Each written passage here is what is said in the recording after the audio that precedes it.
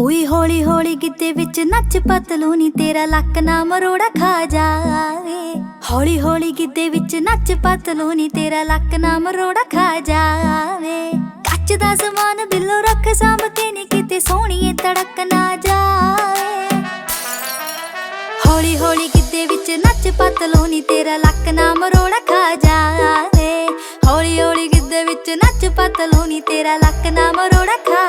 Yeah baby।